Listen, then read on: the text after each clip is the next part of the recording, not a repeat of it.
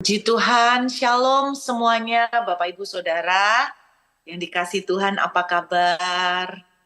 Saya ucapkan selamat tahun baru ya Bapak Ibu. Masih belum sempat ketemu nih di tahun 2024. Malam ini mungkin izinkan saya untuk menyampaikan secara sederhana memang satu pesan yang mungkin bisa mengiringi perjalanan kita di tahun 2024 ini. Saudara, izinkan saya bercerita dulu sebelum kita membaca ayat ya. Hari ini saya mendengarkan beberapa kesaksian yang luar biasa yang menjadi satu peneguhan bahwa memang tahun ini ada sesuatu yang Tuhan persiapkan. Di akhir tahun lalu, saya ketika sedang berdoa, saya melihat satu penglihatan. Nah, seringkali Tuhan mengajar saya dalam bentuk penglihatan. Dan penglihatan yang saya tangkap pada akhir tahun lalu adalah saya melihat seperti di poster-poster ilmu pengetahuan alam ya, yaitu poster planet nih. Saya melihat gambar planet. Kalau Bapak Ibu ingat pelajaran kita di SMP, SMA ya, itu ada planet-planet tata surya lah. Kita mengatakan tata surya mulai dari matahari, kemudian gugusan planet demi planet, dengan segala bulan-bulannya, kemudian diatur sedemikian indah. Jadi kita melihat kalau di gambar poster itu seperti tatanan planet. Nah, kemudian ada sesuatu yang lain dari penglihatan itu, yaitu di luar dari area tatanan planet ini, saya melihat banyak sekali batu-batuan, asteroid, apapun namanya, mungkin meteor, yang pecah-pecah di area luar dari kelompok planet ini, dari di luar area dari tata surya ini. Dan saya melihat di luar area itu batu-batuan itu dalam kondisi yang tidak tertata rapi seperti gugusan planet ini. Beda sekali. Kalau kita melihat gugusan planet itu di poster, itu rapi dan tertata luar biasa. Tetapi yang bagian luar saya melihat berantakan, tidak tertata, tidak beraturan. Nah, itu yang saya lihat dari sebuah penglihatan di akhir tahun.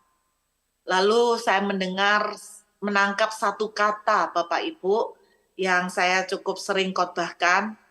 Kalau Bapak Ibu mengikuti, saya cukup sering membagikan, yaitu alignment. Alignment itu kalau bahasa Indonesianya adalah penyelarasan. Tapi mungkin saya mau menggambarkan dengan sederhana sekali ya. Jadi saya melihat bahwa planet-planet ini diatur sedemikian rupa oleh sebuah kekuatan yang tidak kelihatan. Tapi jelas planet-planet ini tidak bisa mengatur dirinya sendiri. Betul nggak Bapak Ibu? Jadi nggak bisa yang namanya bumi itu bilang begini, aku nggak mau di sini, aku tak ngatur di dekat matahari. Atau aku mau mengatur agak menjauh dari matahari. Tidak. Jadi ada sebuah kekuatan, kuasa yang sangat besar yang mengatur planet-planet ini. Sehingga mereka bergerak dalam harmoni. Sehingga semuanya terutama di bumi itu mendatangkan keindahan, kita bisa menikmati kehidupan di bumi oleh karena penataan dari gugusan tata surya. Nah, siapakah kuasa yang mengatur semua ini? Yang jelas, bumi tidak punya kuasa itu, tetapi ada kuasa Tuhan, pencipta alam semesta, yang mengaturnya. Nah, alignment, itu yang saya maksud adalah begini. Saudara dan saya, itu ibarat planet-planet ini. Kalau Tuhan sebagai penguasa yang memiliki kekuatan yang besar, diizinkan untuk mengatur saudara dan saya, planet-planet ini, maka akan bergerak dengan bagus, akan berjalan dengan harmoni, akan berjalan luar biasa. Saya mau cerita dulu, Bapak Ibu, sebuah cerita kesaksian yang saya dengar tadi pagi. Seorang ibu bercerita kepada saya sekitar 2 tahun yang lalu. Jadi waktu masa COVID, saya pernah Zoom dengan kelompok persekutuan doa ini, dan kemudian saya menyebut nama seorang wanita ini, dan kemudian saya menyampaikan pesan Tuhan. Kira-kira beberapa tahun yang lalu, pokoknya masih COVID. Lalu apa yang saya sampaikan, dia cerita bahwa Ibu Ruth menyampaikan begini, apa yang terjadi di tengah-tengah keluargamu adalah karena Tuhan sangat mengasihi engkau. Saya nyampaikan gitu, apa yang terjadi di tengah-tengah keluargamu adalah karena Tuhan sangat mengasihi engkau. Dia pertama kali bingung, tetapi beberapa waktu kemudian, mulailah dia mengalami yang namanya sebuah proses, sebuah pengalaman yang tidak enak.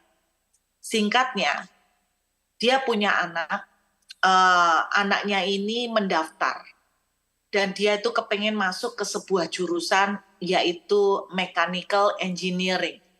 Jadi teknik mesin mungkin ya, kita menyebutnya.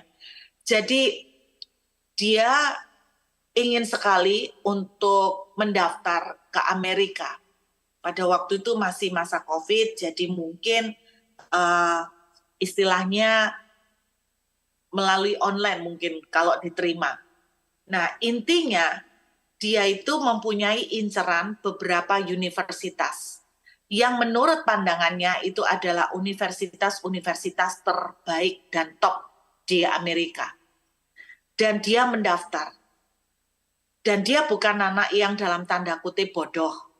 Singkatnya, ketika dia mendaftar, dia ditolak. Lalu istilahnya setelah dia ditolak, dia ke pending.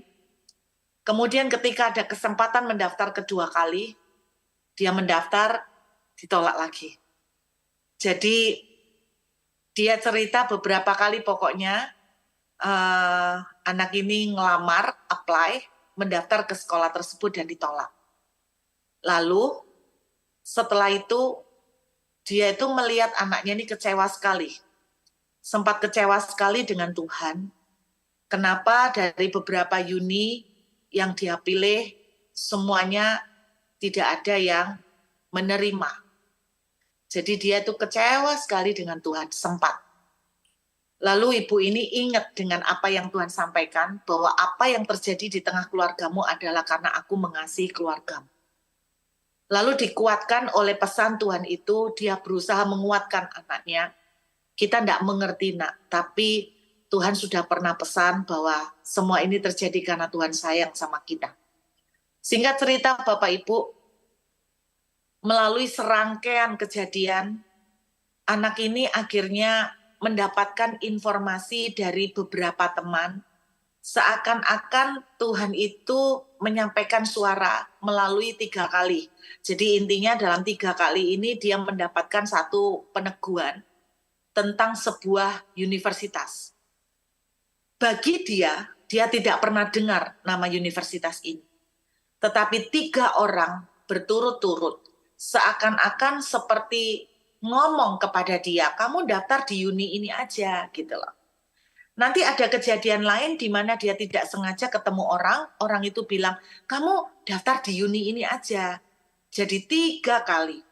Lalu mamanya cerita, kenapa kok aneh ya, 3 kali orang itu menyarankan kamu daftar di uni ini. Lalu singkat cerita, dia didesak sama mamanya, sudah kamu daftar di situ aja. Kok kelihatannya Tuhan sepertinya kok nunjukkan 3 kali. Nah dia tuh sempat ngomel Bapak Ibu, karena pertama dia tidak terlalu kenal uni ini. Dan yang kedua, dia tidak suka uni ini, ya karena tidak tahu dia tidak suka. Singkatnya dia ngomong, ya udah aku tak daftar daripada mama nanti kepingin mama tidak bisa tidur. Jadi dia daftar cuman karena desakan mamanya. Dia daftar dan dia ngomong, mamanya cerita bahwa ketika dia ujian, itu dia mengerjakan ujiannya itu rada malas-malasan. Kemudian dia itu disuruh membuat esai sebagai salah satu bentuk ujian masuk, dan dia itu bikinnya sebentar, nggak pakai belajar, dan bikin ngawur. Dan di luar dugaan, dia keterima. Nah, dia sempat mikir, oh ini sekolah abal-abal kali, kok gini aja diterima, gitu kan. Tetapi ternyata, Bapak Ibu, di luar dugaan, jurusan yang dia cari, yaitu mechanical engineering. Intinya, sekolah ini adalah sekolah dengan jurusan engineering terbaik nomor berapa ya? 4 atau 3 di seluruh Amerika. Sedangkan universitas yang dia tuju sebelumnya itu urutan 20 ke bawah. Sedangkan uni yang dia tuju anehnya bukan uni abal-abal, melainkan universitas terbaik di Amerika, kalau tidak salah nomor 2 atau nomor 3. Nah, dia cerita begini, kami tidak pernah mengerti pada saat itu. Rupanya Tuhan sedang mengarahkan kami untuk masuk dan membawa anak saya ke sekolah terbaik yang kami tidak pernah tahu. Inilah yang saya namakan alignment, Bapak Ibu. Bahasa sederhananya ginilah Bapak Ibu. Tahun 2024 adalah tahun yang boleh dibilang sulit untuk diprediksi. Kenapa? Salah satunya karena kita ada pemilihan umum. Banyak orang meramalkan macam-macam. Yang beginilah, yang begitulah. Tetapi saya dan saudara tidak tahu sama sekali apa yang akan terjadi di depan. Bagaimanakah setelah pemilu ini berlangsung? Apakah semua akan lancar dan baik-baik? Saya juga nggak tahu, Bapak Ibu juga nggak ada yang tahu.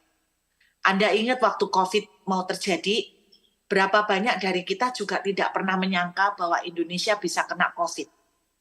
Saya masih ingat orang-orang berkata begini, Indonesia itu tidak mungkin kena COVID. Karena virus COVID itu hanya muncul di daerah dingin. Saya masih ingat banyak orang yang ngomong seperti itu. Jadi kalau dia kena daerah panas, virusnya mati. Sehingga banyak dari kita, orang-orang Indonesia meremehkan. Bahkan kita sempat guyonan loh, orang-orang Indonesia itu kekebalan badannya tuh kuat. Nah, katanya. Buktinya apa? Makanannya aja keren-keren. Makanannya apa? Bakso granat. Wah, ya kan? Nasi goreng mercon. Nah, makanannya orang Indonesia serem-serem. Orang Indonesia kuat bener. Jadi nggak bakalan kena COVID. Masih ingat saya guyonan itu, masih ingat saya banyak dari kita, termasuk saya juga berpikir begitu. Oh, nggak mungkin rasanya, karena virus COVID ini hanya di daerah dingin. Tetapi di luar dugaan Bapak Ibu, bahwa ternyata Indonesia kena virus COVID, malah ketika kena Delta, kita juga mengalami masa-masa kritis yang cukup mengerikan. Betul nggak? Artinya itu begini, saudara dan saya nggak bisa meremehkan. Kita nggak bisa, jangankan ngomong beberapa bulan ke depan, besok aja loh kita nggak tahu ada kejadian apa. Satu langkah di depan kita nggak tahu apa yang akan terjadi. Karena itu saya tetap berharap Bapak, Ibu, dan saudara semuanya, janganlah kita tuh seperti pada waktu rumor COVID itu muncul, kita tuh ngeremehkan. Karena kita menganggap nggak mungkin orang Indonesia kena COVID. Saya berharap bukan berarti kita ketakutan, tapi saya berharap kita selalu waspada. Nah, mengingat apa yang akan di depan kita juga nggak tahu. Mudah-mudahan setelah pemilu semuanya lancar, pemerintah Indonesia akan menjadi pemerintahan yang lebih baik. Tetapi kita pun tidak akan pernah bisa memastikan apa yang akan terjadi di depan. Setuju Bapak Ibu? Saudara tidak akan pernah bisa menduga di depan itu ada apa. Tetapi kalau kita mengizinkan Tuhan yang ngatur hidup kita, seperti planet-planet, gugusan planet dalam tata surya, kalau Tuhan yang ngatur, maka saya percaya itu akan menjadi baik. Betul tidak Bapak Ibu? Inilah yang saya bilang tahun ini, Tuhan mencari orang-orang yang mau hidupnya untuk diatur sama Tuhan. Tuhan mencari orang-orang yang hidupnya mau di-align-kan sama Tuhan, diselaraskan sama Tuhan. Singkatnya, Tuhan ikut ngatur. Karena bumi tidak bisa mengatur dirinya sendiri. Tuhan yang mengatur semuanya, sehingga apa yang terjadi di muka bumi sangat memungkinkan, memadai untuk dibangunnya sebuah kehidupan. Dan ketika Tuhan mengatur gugusan planet ini, kalau Anda lihat di poster-poster, betul-betul kelihatan harmoni. Nah, inilah yang Tuhan katakan di awal tahun 2024. Izinkan aku ngatur hidupmu. Seperti itu, saudara. Izinkan aku yang mengatur. Bumi memiliki keterbatasan. Planet-planet tidak mempunyai kekuatan untuk mengatur diri mereka sendiri. Karena planet-planet itu pandangannya terbatas. Demikian juga saudara dan saya. Tapi kalau kita izinkan Tuhan yang menciptakan seluruh kehidupan, seluruh alam semesta, itu yang ngatur hidup kita, saya percaya kita akan baik luar biasa. Saya ingat cerita yang saya khotbahkan tentang Yusuf. Saudara, Yusuf ini menurut saya adalah salah satu contoh yang bagus mengenai alignment Tuhan, penyelarasan Tuhan. Coba Bapak Ibu renungkan. Yusuf tiba-tiba mengalami masuk ke sumur. Ya kan? Tiba-tiba mengalami masuk ke sumur. Tapi saudara percaya enggak ketika Yusuf masuk ke sumur, itu pengaturan Tuhan loh. Sebab apa? Kalau Yusuf tidak pernah masuk ke sumur, maka Yusuf tidak akan pernah sampai ke Firaun. Kalau Yusuf tidak pernah dibenci sama saudara-saudaranya, Yusuf tidak akan dibuang ke sumur. Yusuf akan terus tetap tinggal bersama bapaknya di rumah bapaknya. Dan ketahuilah Bapak Ibu, kalau seandainya Yusuf dan saudara-saudaranya tinggal terus di rumah bapaknya tanpa ada kejadian sumur, Potifar, penjara, maka ketika 7 tahun kekeringan terjadi, maka keluarga Yusuf, yaitu Yakub dan semua ke-12 anaknya, akan juga mengalami kekeringan dan binasa. Nah, Tuhan tidak mau itu terjadi, sehingga Tuhan mengaturlah sebuah skenario di mana Yusuf dikeluarkan dari rumah bapaknya. Saudara percayalah, di dalam alignment Tuhan, di dalam pengaturan Tuhan, di dalam penyelarasan Tuhan, kalaupun saudara dikeluarkan dari sebuah tempat, percayalah bahwa itu akan membawa kepada hal yang luar biasa nantinya. Kalau di dalam alignment Tuhan. Jadi saya menangkap kejadian Yusuf ini contoh yang sempurna sekali untuk mengenai alignment atau penyelarasan Tuhan. Kalau Yusuf tidak pernah keluar dari rumah bapaknya, seluruh keluarga itu akan binasa ketika terjadi kekeringan. Kalau Yusuf tidak pernah masuk ke sumur, lalu dijual menjadi budak, Yusuf tidak akan pernah ketemu dengan Potifar. Kalau Yusuf tidak pernah ketemu dengan Potifar, boro-boro mau sampai kepada Firaun. Saudara bisa nangkap ya. Jadi inilah pengaturan Tuhan. Dan saya sungguh berharap Bapak Ibu akan terjadi pengaturan Tuhan yang luar biasa dalam hidup kita. Dan saya berdoa saudara dan saya mau untuk diatur oleh Tuhan. Mau untuk diatur oleh Tuhan. Beberapa hari yang lalu saya mendengar sebuah cerita luar biasa Bapak Ibu ya. Singkat ceritanya gini, saya punya seorang teman baik. Dan teman baik saya ini punya anak yang tinggal di Amerika. Yang tinggal di LA. Nah, anaknya ini Bapak Ibu, suami istri ini tinggal di LA. Saya pernah ketika 7 tahun yang lalu berkunjung ke sana, saya tinggal, mereka mem-welcome saya untuk tinggal di rumah mereka. Dan rumah mereka di mana saya waktu itu ditampung untuk liburan, itu kecil sekali. Kecil sekali. Nah, ketika saya sampai di rumah itu, saya menyampaikan kepada mereka tuh begini, kok aku merasa ya bahwa Tuhan mau membawa kamu pindah dari rumah ini dan memindahkan kamu ke rumah yang jauh lebih besar, beberapa kali lipat dari rumah ini. Saudara, kedua orang ini adalah orang dari kepercayaan Katolik ya. Dan saya tuh menemukan sekarang ini banyak orang-orang yang Katolik, saudara kita yang Katolik ini ternyata mereka juga hebat-hebat di dalam iman mereka ke Tuhan. Nggak kalah sama orang-orang yang mengaku karismatik nih Bapak Ibu, Kristen karismatik. Dan saudara, singkat cerita, beberapa waktu yang lalu, beberapa tahun yang lalu beberapa waktu yang lalu, ketika masih COVID, singkatnya saya nggak tahu cerita mereka, tapi tiba-tiba ternyata yang suami ini, yang bapak ini, jadi itu ingin sekali untuk naksir ke satu rumah, karena rumah ini satu dekat tempat kerjanya dan rumah ini bagus. Dia senang sekali. Tapi terus terang dia mengurungkan niat untuk membeli rumah itu karena untuk KPR mereka enggak nututin. Walaupun gaji suami istri enggak nututin. Itu singkatnya kayak gitu. Sampai satu kali mereka mulai, lupakan dah, terlalu tinggi. Saudara, singkatnya, Tuhan itu bisa pakai teman saya dari Perth loh Bapak Ibu. Teman saya dari Perth ini punya karunia mimpi. Jadi dia punya karunia mimpi dan di dalam mimpinya dia melihat mimpi sebuah rumah. Dan rumah ini posisinya garasi ada di depan, pintu masuk agak ke belakang. Lalu di depan rumah ini ada pohon palem yang tinggi. Itu gambaran rumahnya. Tapi nggak dilihatkan, istilahnya nggak dilihatkan nomornya. Anehnya yang dilihatkan adalah tulisan nama. Dari situ ditulisan di garasi ada tulisan nama Abigail, garis miring Ika. Jadi ada tulisan Abigail, garis miring Ika. Nah teman saya bingung, dia enggak kenal orang yang namanya Abigail atau Ika.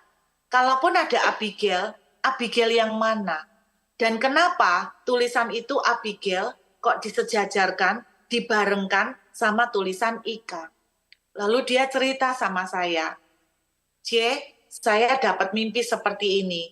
Apa ya C maksudnya ya? Saya kaget. Kenapa? Karena dua nama yang dia sebutkan tidak asing buat saya. Karena nama Abigail itu nama teman saya. Sedangkan Ika itu nama mantunya. Jadi digandengkan. Kenapa kok dituliskan nama ini? Kenapa nama Abigail dan nama Ika?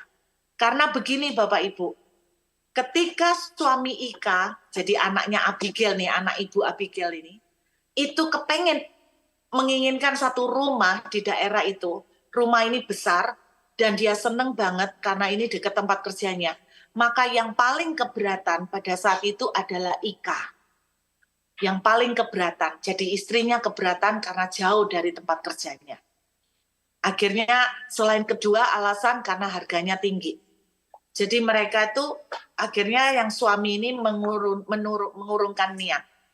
Lalu tidak lama setelah itu Tuhan menyampaikan lewat mimpi kepada orang di Perth dan saya kenal sama Abigail dan yang Ika. Akhirnya saya telepon sama teman saya Abigail. Saya bilang, Ci, aku ada teman yang punya mimpi. Dapat mimpi begini. Singkatnya, saya tidak ceritakan kriteria rumahnya. Saya cuma bilang begini, ada apa Ci? Apakah ada sesuatu terjadi? Lalu teman saya cerita bahwa anaknya tuh memang cari rumah begini-begini. Saya ngomong, Ci, boleh enggak minta anak lu, rumahnya kayak apa kalau ada fotonya? Fotonya dikasih, saya nggak mau ngomong sama yang punya mimpi, karena takut dicocok-cocokkan. Lalu akhirnya saya tanya sekali lagi sama yang punya mimpi, coba gambarkan ke Cece rumah seperti apa yang kamu cari.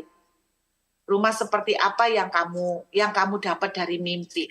Lalu singkat cerita saudara, dia menggambarkan dan akhirnya ketika menggambarkan Bapak Ibu apa yang terjadi, saya kaget karena mendapatin bahwa gambarnya itu sama dengan yang diceritakan sama teman saya.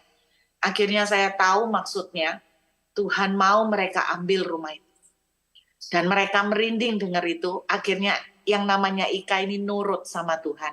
Walaupun dia rumahnya itu posisi itu bakal jauh dari tempat kerja. Akhirnya dia nurut, dia mau ngalah. Singkatnya, setelah mereka mulai melakukan prosesi KPR dan sebagainya, dengan cara luar biasa KPR disetujui, walaupun secara manusia tidak masuk akal, sulit. Setelah disetujui, tidak lama kemudian Ika ini dipecat dari pekerjaannya. Luar biasa Bapak Ibu, dipecat dari pekerjaannya.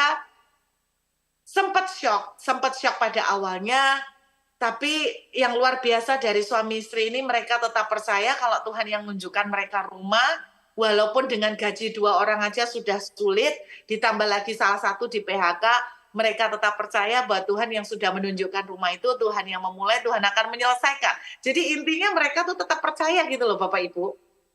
Dan tidak lama kemudian si Ika ini dapat pekerjaan yang luar biasa dengan gaji yang berkali-kali lipat lebih besar daripada gaji sebelum dia di PHK itu. Dan yang luar biasa lagi, pekerjaannya ini dekat dengan rumah baru yang mereka beli Bapak Ibu. Dan yang amazing kemarin minggu lalu mamanya datang ke Surabaya cerita sama saya kagetnya luar biasa. Jadi yang namanya Ika ini sampai dapat pekerjaan di tempat baru ini sebagai CEO Bapak Ibu. CEO dengan gaji yang gila banget, gedenya minta ampun. Saya waktu dengar tuh saya melongo Bapak Ibu. Saya cuma ingin katakan, seandainya anak ini tidak pernah di PHK, dia tidak akan pernah jadi CEO. Itu loh yang terjadi pada Yusuf. Seandainya Yusuf tidak pernah masuk ke sumur, dia tidak akan pernah jadi CEO-nya Firaun. Saudara percayalah, kalau di dalam alignment dengan Tuhan, itu intinya itu biarpun jelek, biarpun negatif, biarpun di PHK, biarpun dibenci orang, biarpun dihianatin, itu semua kalau kita ada di dalam Tuhan yang ngatur, itu semua akhirnya akan menjadi cerita yang luar biasa spektakuler gitu loh Bapak Ibu. Itu akhirnya akan menjadi cerita yang bagus di hidup kita. Nah pertanyaannya tuh begini loh Bapak Ibu. Tuhan mau ikut ngatur hidup kita. Tuhan mau ikut mengalainkan, memproses, menyelaraskan. Tuhan mau. Pertanyaannya apakah saudara dan saya mau untuk kita diatur sama Tuhan? Karena berapa banyak dari kita mau ngatur sendiri, saudara. Berapa banyak dari kita mau ngatur dan dengan cara sendiri. Ini yang Tuhan katakan di awal tahun, siapakah yang mau untuk aku mengatur hidupnya? Di awal tahun saya katakan sama Tuhan, Tuhan aku mau Tuhan. Aku mau, bawa aku, paksa aku untuk hidupku diatur oleh Engkau. Saudara, yang menjadi pertanyaan saya mau bagikan malam ini. Kalau saudara mau Tuhan ikut mengatur dalam hidupmu, bagaimana caranya? Saudara kalau bawa Alkitab, mari kita buka Mazmur 37. Ayat yang ke-23. Mazmur 37, ayat yang ke-23. Tuhan menetapkan langkah-langkah orang. Nah ini loh Bapak Ibu, Tuhan menetapkan langkah itu maksudnya di dalam bahasa Inggrisnya itu memakai kata set. Oke ya, God set the path. Maksudnya set itu sebetulnya Tuhan yang netepin, Tuhan yang Tuhan yang milihin, Tuhan yang ngatur lah Bapak Ibu. Jadi maksudnya menetapkan ini berarti Tuhan yang memilihkan jurusannya, Tuhan yang memilihkan rumahnya, Tuhan yang memilihkan pekerjaan saudara, Tuhan yang memilihkan rekan kerja saudara, Tuhan yang memilihkan customer saudara, Tuhan yang memilihkan peluang-peluangnya saudara. Jadi istilahnya Tuhan, lebih tepatnya Tuhan yang dominan lah mengatur. Nah menurut ayat ini, Tuhan mengatur langkah orang yang hidupnya apa? Berkenan kepadanya. Jadi siapa yang Tuhan itu mau untuk hidupnya itu diatur adalah orang yang berkenan sama Tuhan. Maksudnya berkenan adalah orang yang sesuai dengan kehendak Tuhan. Orang yang hidupnya jalan lurus sesuai dengan kehendak Tuhan. Itu Tuhan akan entah gimana kalaupun di depan itu ada lobang. Kalau saudara itu hidupnya benar-benar takut Tuhan. Hidup saudara itu benar-benar cuma dikuasai oleh satu motivasi untuk Tuhan. Maka walaupun ada lubang di depan saudara tidak lihat, entah gimana Tuhan akan membuat saudara jatuh duluan. Sebelum Anda jatuh ke dalam lubang, Anda bisa nangkep. Karena ketika jatuh di dalam lubang, saudara akan lebih hancur. Jadi Tuhan akan buat jatuh duluan sehingga nggak sampai ke lubang. Atau Tuhan buat kayak ada sesuatu yang menghalangi saudara sehingga saudara tidak jatuh ke lubang itu. Orang yang hidupnya berkenan sama Tuhan, orang yang hidupnya jalannya itu berkenan sama Tuhan. Oh, percayalah Bapak Ibu, walaupun saudara dan saya tidak bisa mendengar suara Tuhan, Dia akan mengatur langkah kita. Dia akan maksain tanpa kita sadar. Nah, ini jalannya salah. Kita tidak dengar Tuhan. Dia akan tutup pintu itu dengan paksa. Saudara, dan saya percaya ini yang namanya alignment. Tuhan yang ngatur. Nah, menurut ayat ini, siapakah yang Tuhan mau atur? Adalah orang yang hidupnya berkenan kepadanya. Saya mengenal satu orang anak muda. Anak muda ini cinta Tuhan luar biasa. Anak muda ini takut akan Tuhan. Dia sekolah di Singapura, saudara. Dan saya sering kali mendengar cerita-ceritanya bahwa sekalipun dia di tengah-tengah lingkungan yang dalam tanda kutip hidupnya tidak benar, tapi ini anak tetap menjaga kekudusan. Ini anak tetap tidak mengkhamirkan dirinya dengan pergaulan-pergaulan yang dia tahu Tuhan tidak suka. Dia tetap belajar jujur, walaupun dia menemukan orang-orang lain nggak jujur. Dia tetap belajar untuk tulus, walaupun banyak orang yang nggak tulus di sekitarnya. Dan mungkin ada kesulitan-kesulitan yang dia hadapin karena dia terlalu jujur. Tapi saya ingin satu cerita yang saya dengar dari dia, saya ingin ceritakan pada Bapak Ibu. Sebuah cerita kecil, terlalu sederhana.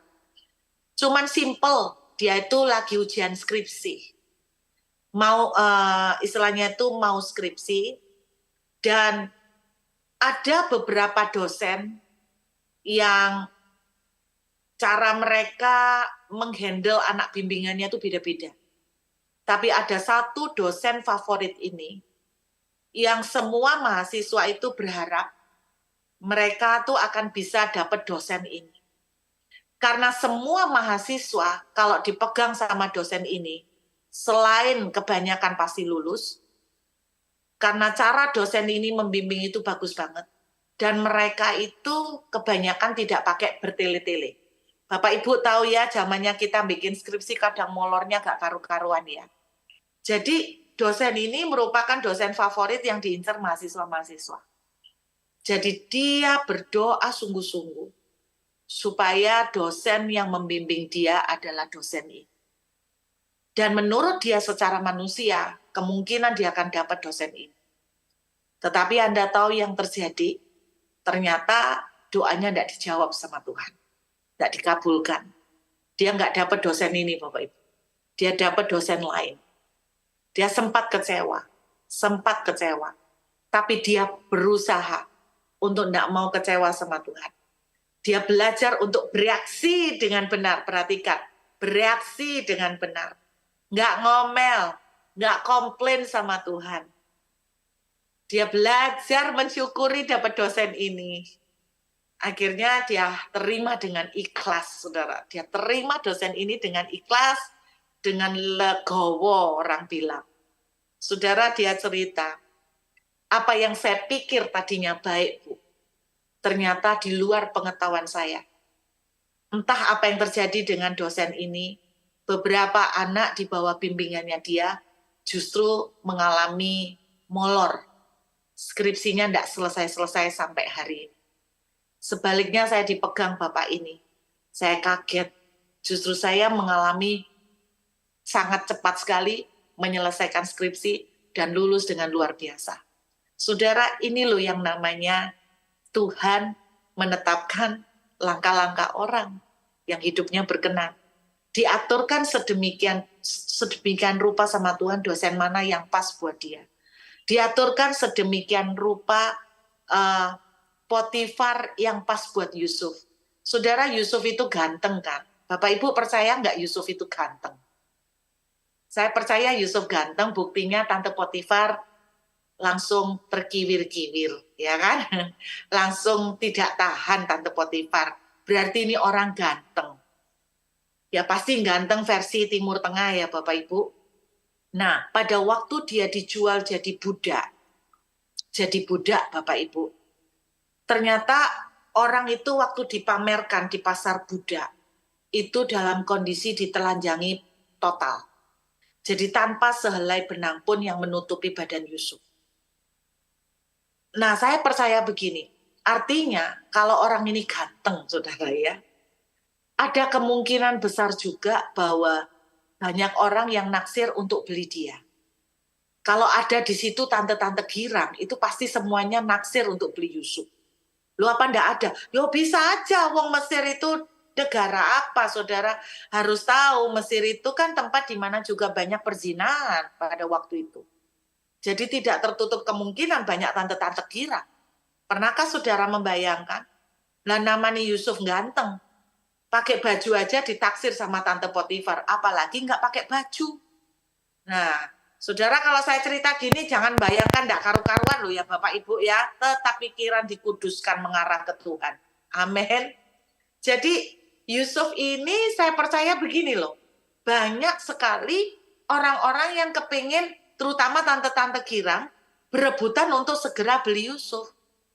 Tapi percayakah saudara kalau alignment Tuhan, kalau Tuhan yang ikut ngatur, kalau Tuhan yang natain, Tuhan entah gimana caranya akan membuat tante-tante girang ini kalah menawar dibandingkan dengan Potifar.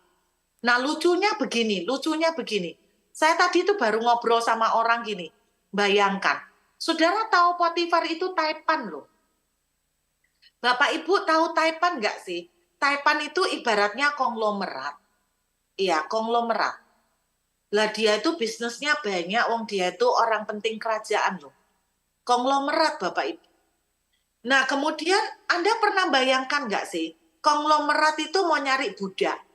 Lah ngapain konglomerat itu repot-repot turun sendiri ke pasar budak cari budak? Ini konglomerat. Apa konglomerat nggak bisa menyuruh asistennya? Apa konglomerat ini nggak bisa menyuruh CEO-nya? Ngapain harus dia sendiri yang turun tangan? Nah, ini tambah nggak masuk akal. Ada orang-orang sih nggak masuk akal, yang nggak masuk akal di Alkitab. Contohnya Abraham. Bapak Ibu ingat Abraham. Abraham itu cari mantu, ya kan?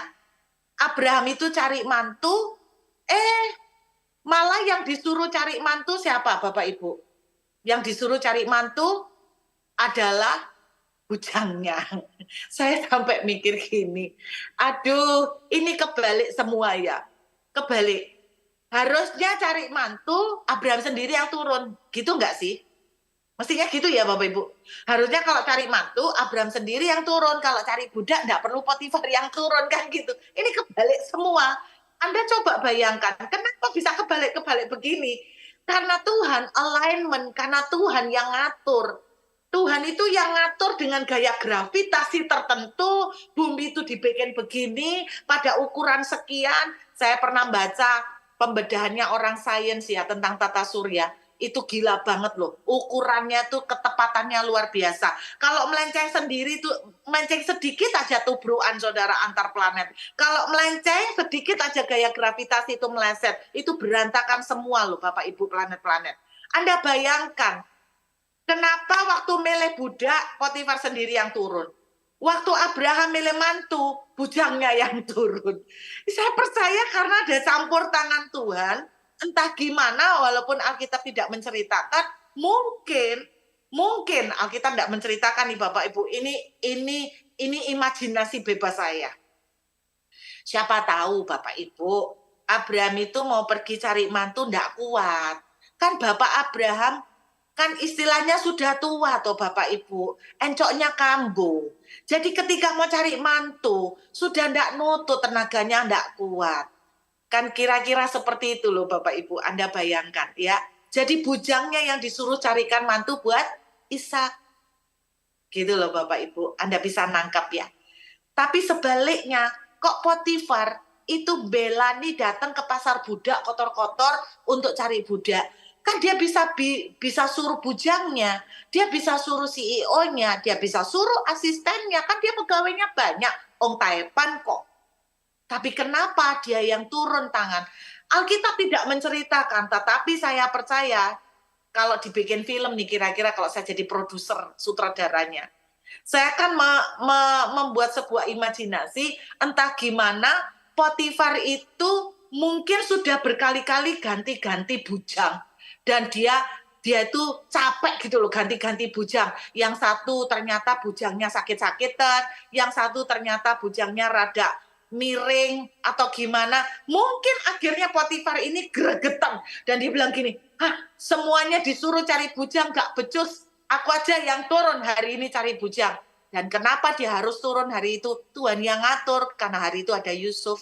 Kenapa hari itu? Karena ada Yusuf. Karena Tuhan mau Yusuf ada di tangan Potifar. Sebab melalui tangan Potifar, Potifar bisa melatih Yusuf untuk mengatur semuanya, supaya nanti Yusuf bisa mengatur negara. Anda lihat, kalau Tuhan yang ngatur semuanya, sekalipun itu kelihatan negatif jadi bagus. Saya berharap tahun 2024, Bapak Ibu, jangan coba ngatur hidup kita sendiri. Mari izinkan Tuhan yang ngatur. Kalau Anda tanya sama saya, bagaimana Bu? Saya mau Tuhan ngatur. Anda mulai dari sederhana. Hiduplah berkenan sama Tuhan. Kalau Tuhan suruh jujur, jujur aja. Kalau Tuhan suruh bayar, bayar aja. Saudara, saya ketemu seorang bapak. Saya ketemu seorang bapak yang singkat cerita, dia ini hutang. Dia ini hutang dengan satu teman yang ternyata hutang itu, temannya ini ngutangin bukan duitnya dia, tapi duit mamanya sendiri. Nah, dia ini punya hubungan kurang bagus dengan mamanya. Singkat cerita, ternyata duit yang dia pinjam dari temannya itu adalah duit mamanya. Lalu sempat di depan saya, suami istri ini agak konflik debat. Karena istrinya bilang, lu mesti balikin duitnya mama. Terus suaminya bilang, kenapa aku harus balikin duitnya mama? Mama itu tidak pernah ngasih aku warisan. Semua sudah diambil mama. Ini hakku. Dia berkata begitu. Lalu dia tanya sama saya, kalau menurut Ibu Ruth, saya harus mengembalikan atau enggak? Saya bilang begini, bagaimanapun itu duit dari mana? Waktu Bapak pinjam sama teman, Bapak punya intention untuk membayarkan. Seorang yang berutang, Anda harus berkewajiban untuk membayar kembali. Saya bilang begitu. Tidak peduli uang itu pada akhirnya datang dari mama, Bapak. Tetap Anda harus bayar. Jangan pernah simpan dan tahan uang panas. Saya bilang begini, kalau Bapak tulus, jujur, bertanggung jawab, jalan Bapak benar di hadapan Tuhan, percayalah, Tuhan sanggup memberkati Anda. Percayalah, Tuhan akan mengatur langkah Anda, ketemu dengan berkat-berkat yang tidak pernah terduga. Tuhan akan menopang langkah Bapak, sehingga Bapak akan ketemu dengan mujizat. Akhirnya dia belajar untuk menurut Bapak ini. Ini yang saya katakan, Tuhan akan mengatur hidup orang yang tulus jalannya sama Tuhan. Amin Bapak Ibu. Menjalani tahun 2024, mungkin ada di antara saudara sedang dalam kondisi yang tidak mudah. Mari coba pikirkan, kira-kira kalau Yesus ada di posisi saudara, Yesus akan bertindak seperti apa? Kalau saudara disakiti, saudara dengan gampang menjawab, Yesus pasti mengampuni, Bu. Ya. Kalau saudara difitnah, saudara pasti dengan mudah menjawab, Yesus membiarkan dan Yesus melepaskan pengampunan. Ya. Kalau saudara mungkin mengalami perlakuan tidak adil, saudara, kalau Anda membayangkan apa yang kira-kira Yesus akan lakukan, saudara pasti bisa menjawab, Yesus ditampar pipi kanan akan kasih pipi kiri. Ya udah, kalau gitu lakukan, berkenan sama Tuhan. Saya tetap percaya Tuhan akan tolong. Diizinkan masuk penjara, diizinkan masuk sumur, tapi saya ngomong sama banyak teman. Tapi kalau Anda jujur melihat, penderitaan itu tidak akan kelamaan. Karena apa? Tuhan itu, Alkitab bilang begini, Tuhan tidak akan membiarkan anaknya siang malam berseru kepadanya. Saudara anaknya Tuhan atau bukan anaknya Tuhan? Saudara, kalau kita anaknya Tuhan, kalau kita hidup jalan lurus dengan Tuhan, Tuhan bilang begini, orang benar tidak akan dipermalukan. Orang benar tidak akan pernah dipermalukan. Saya pernah pada waktu diajak ngobrol di podcastnya GPI Hosana, tempo hari ya, ada satu pertanyaan yang ditanyakan oleh Pak Cahya. Apa kesulitan ibu sebagai seorang hamba Tuhan? Saya dengan gampang langsung menjawab. Kesulitan terbesar yang saya hadapin sebagai seorang hamba Tuhan adalah menjaga hati. Karena saya bisa di depan manusia menjaga image. Saya bisa di depan manusia kelihatannya rendah hati. Tapi saudara tidak akan pernah tahu kalau hati saya sombong. Saudara juga tidak akan tahu kalau hati saya sedang arogan atau mencuri kemuliaan Tuhan. Tapi saya sungguh berharap dan berdoa terus sampai hari ini. Saya rindu untuk selalu belajar berjalan, untuk tulus di jalan Tuhan, untuk tetap berkenan, menyenangkan hatinya. Dan saya ajak Bapak Ibu GPI Hosana, tetap belajarlah menyenangkan hati Tuhan. Dan saya percaya apapun yang akan terjadi di tahun 2024, kalau kita hidupnya jalannya lurus sesuai dengan yang Tuhan mau, kita akan dijagai kok. Kalaupun harus masuk penjara, kalaupun harus masuk sumur, itu tidak akan lama. Kenapa saya bilang tidak lama? Seperti saya bilang tadi Bapak Ibu, Yusuf pernah dipermalukan nggak? Iya, ditelanjangi, dijual jadi budak, wong biasa jadi anaknya papa kesayangan, terus dijual jadi budak, ditelanjangi. Malu ndak Bapak Ibu ditelanjangin? Malu lah. Yusuf sempat malu. Saudara, berjalan di dalam pengaturan Tuhan tidak menghindarkan saudara dari dipermalukan. Berjalan di dalam pengaturan Tuhan tidak menghindarkan saudara dari perjalanan di sumur. Kita bisa tetap menghadapi itu. Tapi pada waktu kita menghadapi itu, saya berdoa kita tetap berjalan di jalannya Tuhan. Saya tetap kita berjalan berkenan sama Tuhan. Nah saudara, walaupun Yusuf diizinkan masuk sumur lalu dipermalukan, tapi menurut saya tidak akan lama. Kenapa kok begitu Bu Ruth? Logika saya ini jalan, karena Yusuf itu ganteng Pak, Bu. Jadi cepat sold out. Jadi ya telanjang, tapi nggak akan lama-lama banget. Kenapa? Karena sudah sold. Jadi ia malu tapi tidak sampai berhari-hari karena tidak laku-laku Bapak Ibu. Jadi dia cepat sekali lakunya. Nah itu loh yang saya katakan. Dia ada di penjara. Yusuf ada di penjara itu termasuk cepat. Kenapa saya bilang cepat? Karena penjara di mana Yusuf dijebloskan itu bukan penjara umum seperti kayak maling ayam dimasukkan sana, perampok masuk sana. Enggak Bapak Ibu. Penjaranya Yusuf itu adalah penjara khusus untuk orang-orang yang terlibat dengan kerajaan. Dan penjara ini sebetulnya nasibnya cuma dua. Hukuman mati atau seumur hidup. Cuma dua. Hukuman mati atau seumur hidup. Ya, kenapa seumur hidup? Karena lupa vonisnya. Jadi nggak diurus, seumur hidup nggak keluar-keluar. Jadi kenapa saya bilang Yusuf 2 tahun itu termasuk cepat? Karena itu. Karena kemungkinan Yusuf itu seumur hidup atau hukuman mati. Anda ingat juru roti kan? Akhirnya dijatuhi hukuman mati. Nah kasus khusus juru minuman diangkat. Nah itu kasus khusus, tapi terus terang itu tidak terjadi pada semua narapidana. Tetapi walaupun Yusuf 2 tahun itu termasuk cepat, kalau Anda lihat juga, Yusuf itu istilahnya jadi narapidana elit loh. Oh, dia disayang kepala penjara loh Bapak Ibu. Berarti menurut saya, imajinasi saya, Yusuf ini boleh keluar masuk sel. Tapi belum enggak boleh keluar dari penjara, tapi dia bebas keluar masuk sel. Kenapa? Nganterkan makanan. Karena dia jadi wakilnya kepala penjara. Itu sebabnya dia bisa dengar cerita-ceritanya orang karena dia sering ngobrol, karena berkunjung dari sel ke sel gitu kan. Orang lain nggak boleh Yusuf yang ngobrol dari sel ke sel. Berarti gini loh, walaupun dia ada di penjara, memang dia nggak boleh keluar dari penjara itu, tapi dia istilahnya bahasa saya tuh gini loh, nggak disiksa-siksa amat gitu loh Bapak Ibu. Bisa nangkap ya. Jadi kalau kita itu hidup kita diatur oleh Tuhan, Tuhan izinkan harus terjadi penjara sama sumur. Sebab kalau tidak ada penjara sama sumur, Yusuf tidak akan pernah sampai ke Firaun.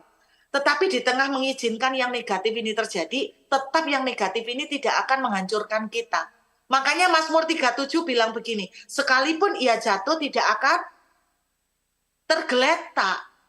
Jadi walaupun Yusuf masuk penjara tapi tidak sampai parah gitu loh.